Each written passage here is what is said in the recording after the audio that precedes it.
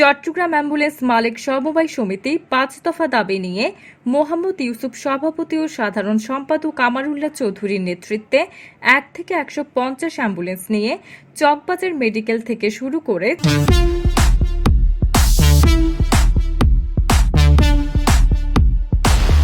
Chawkbazar Bahaddarhat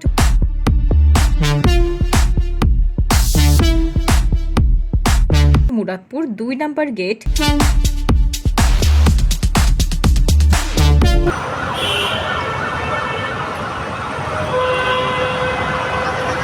GC Tiger Pass New Market Kotwali মোড়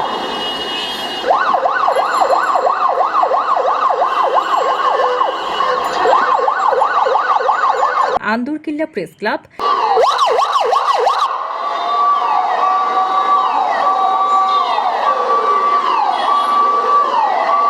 চকবাজার মেডিকেলে এসে র্যালি শেষ করেন।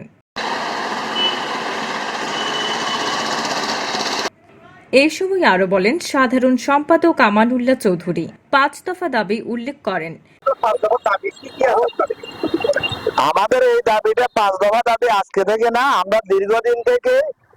প্রথম দাবি হচ্ছে আমাদের অ্যাম্বুলেন্স নীতিমালার আন্ডারে নিয়ে আসা। দ্বিতীয় হচ্ছে আমাদের নির্দিষ্ট পার্কিং, আমরা সেবামূলক প্রতিষ্ঠান, আমাদেরকে নির্দিষ্ট পার্কিং দেয়া। ৩ নাম্বার হচ্ছে আমাদের যে গাড়িতে গভর্নমেন্ট ৫ সিটের অনুমোদন দিচ্ছে, আমাদের ৮ সিটের অনুমোদন দেওয়ার জন্য।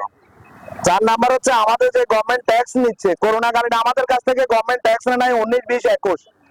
এখন একটা গাড়িতে ১ থেকে ১.৫ লাখ টাকা আমাদের জরিমানা চলে আসছে, সেটা গভর্নমেন্টের কারণে আসছে, আমরা কারণে আসে নাই। আমরা মামলা করছি সেটার জন্য। এর মধ্যে গভর্নমেন্ট কিন্তু আমাদের পুলিশ প্রশাসন কিন্তু আমাদেরকে মামলা দিচ্ছে।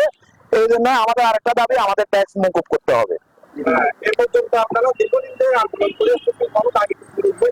আমাদের এখন পর্যন্ত কোনো দাবি পূরণ হয় নাই। আর অ্যাম্বুলেন্সকে আমাদের রোগী ডেড বডি থাকা কারণে আমাদেরকে গ্যাস দিতে হবে।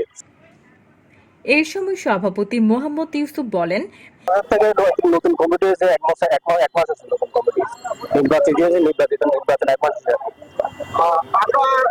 বিভিন্ন সময় দেখা যায় আমাদের যে চালক ভাইরা আছে বিভিন্ন সময় বিভিন্ন বিপদের পরে আছে। এই বিষয়টি আপনি সবাইকে আপনারা এগিয়ে আসেন কিনা?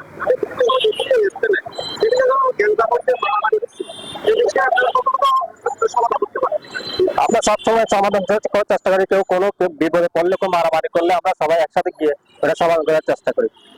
এ সময় আরো উপস্থিত ছিলেন শ্রমিক নেতা মঈনুদ্দিন তাপস, সাবেক সিনিয়র সহ সভাপতি আরিফুল ইসলাম, আরও উপস্থিত ছিলেন সিনিয়র সভাপতি পলাশ, সহ সভাপতি লিটন বৈদ্য, যুগ্ম সম্পাদক মোহাম্মদ হাসান, অর্থ সম্পাদক শাহজাহান, সাংগঠনিক সম্পাদক রহিম মাজান, সহ সাংগঠনিক সম্পাদক মোহাম্মদ মিলন। আরও উপস্থিত ছিলেন দপ্তর সম্পাদক আলমগীর, সদস্য লিটন ও হানিফুর রুবেল।